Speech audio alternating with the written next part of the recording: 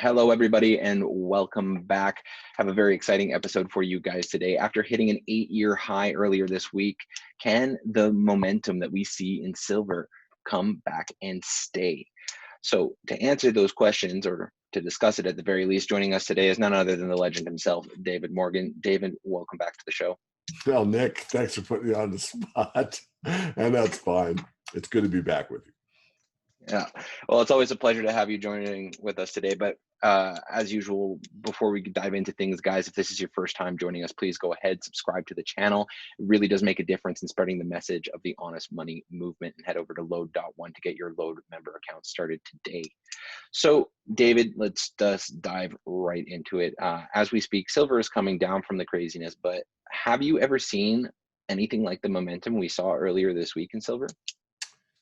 That's a good question. Having my age, I guess I would say yes. I mean, I was remembering, when I was younger than you in my 20s, and silver was just going up day after day for a month or two.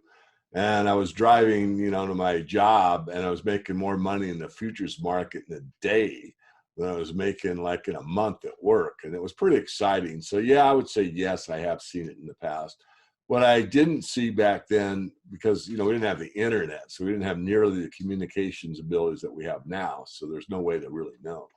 But what I haven't seen before is the amount of physical buying that took place over the last Friday and Saturday last week, and what also got purchased for the SLV. I mean, in those 2 trading days, there was something like 50 million ounces of silver purchased for the SLV, which when you think about each commercial bar is 1,000 ounces, that means there's 50,000 1,000 ounce bars in 2 days. And every retail dealer that I know, which I know most of them on a first name basis, told me or wrote me or emailed me and said it was the largest sales day they have ever experienced. So it's a real thing. As we're doing the interview, Nick, you well know that silver's off about 8%. It was up on the 2nd of February. I'll get the date in there so for clarity. And yesterday on the 1st, it was up about 6%. It shows you what happens in the futures markets, what the paper paradigm means. They raise margin requirements. And when they raise margin requirements, it usually shifts the market to the downside. And the margin requirements are up about 17.9% was the exact number. But what people don't know, or some people know, some don't, is that's the exchange's minimum required margin. But that doesn't mean the brokers have to adhere to it. Some just go with the CME's requirement, but most have a buffer on top of that. So for example, Nick, 2 days ago, you were long silver. Monday, you're loving life, just like I was, back in my 20s. You make more money in one day than you make a month at work. And all of a sudden, you go to sleep and you get up, and now you got a margin call. So yesterday life was beautiful. Today life's miserable. And the only thing that changes, they change the amount of margin that you have to put up, and you don't have it. And back to my point, the 17.9% is with the exchange, but your broker says, oh, no, Nick, you don't have to put up 18% more. Our brokerage house, the one that you have a contract with, it's 40%.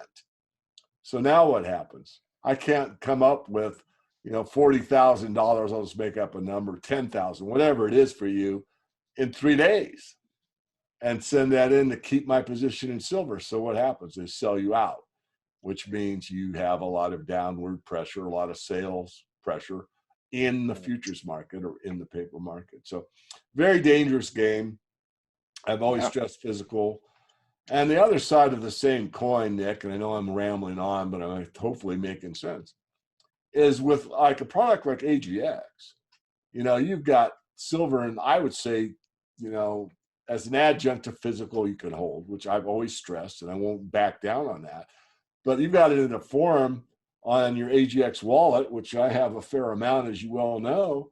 That's the most liquid form, really, because I can use it, and I know we're a few months away from being able to not only have it and go peer-to-peer, which I've done, sold my book with AGX and paid for coffee with my AGX, but soon I'll be able to buy Ethereum with my AGX. So I'm looking forward to this build out even further. And I think it's the future. I think most everything will be digitized, including the precious metals. And that's something that was unavailable to me in my 20s and unavailable till, really recently. So back to you. Absolutely. No, some very, very strong insight there about how the market works and the risks that are present in the market, in the futures and in the paper market.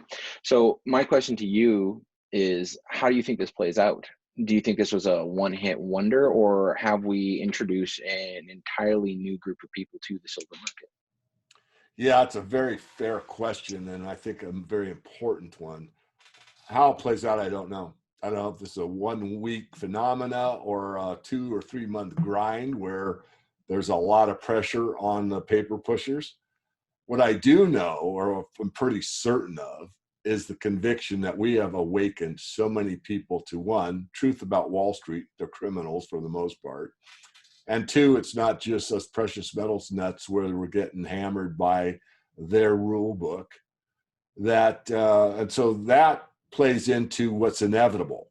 So whether, again, the silver squeeze continues or not now, it will in the future, because the big picture that I have stressed from day one for my first time writing the Morgan Report, and even before writing it was, in my head and discussed and whatever, is that we are at the end of the great currency reset, or we're getting near the end of the great currency reset. This currency crisis, when it manifests further, people are going to run to gold and they'll sprint to the silver market, and that will overwhelm it. There just won't be, there may not be a futures market anymore. I don't know. But right now there's a lot of pressure on silver, and we haven't even seen the end of the dollar in the near term, but it's coming. So whether it happens now or whether it happens later, the inevitability of the fact that all fiat fails, and we aren't very far from the final last 2 cents worth of a 1913 quote unquote dollar. I think we're only a couple of years out, 3 maybe, or something like that. And that's why you see so many things like the Bitcoin phenomena, is the market knows that the current system is dying rapidly, and they're seeking alternative currencies. And Bitcoin is the best known one in the crypto space. But as that moves forward, I believe strongly, and I am biased, but I'm also very studied in this, they'll gravitate toward the real asset class. And there's nothing superior for a highly inflationary depression than the silver market. So there'll be a lot of people that will be looking for what we produce. And I'm biased. I own it. I've been a member of the Load as a Load ambassador from pretty much day one. But there'll be a run there. There'll be a lot of people that will be seeking that. So it's not over till it's over. It's not over till the fat lady sings, and we haven't had our final our final moment. Whether, again, it starts from now and continues remains to be determined. I somewhat doubt it. I think there's so many vectors, there's so many ways that the silver market could still be controlled by the big houses, the big banks. But it doesn't mean it goes away. In fact, it actually makes the problem worse because there's more awareness. Not that it's a bad problem. I mean, I maybe want to reframe that, Nick. I think the problem is now apparent to almost everybody. And because the problem that the emperor has no clothes, and people all know it now, that the solution's pretty obvious. And now with enough people with that knowledge to take action, it's inevitable. It's going to happen. Yeah, I think so as well. We're certainly living in extraordinary times, at large, whether that's real world crises or what's presently taking place in the market right now. And during this whole movement, we've also seen how this has impacted silver miners. Would you exercise a lot of caution in picking miners right now? Yeah, I mean, I don't want to be a hypocrite or inconsistent. It's really hard in these volatile markets. I mean, I told my membership, the paid membership, go ahead and go pretty much all in, but be cautious. Don't use leverage. I mean, you can if you want. I'm not. But I do, it's day 2. I mean, up 6% yesterday, down 8% tomorrow. Maybe tomorrow will be up 10%. I don't know. I'm not predicting that. The idea is we're very volatile. volatile means that there's a lot of stress going both directions, lots of buying pressure and then lots of selling pressure, maybe lots of buying pressure.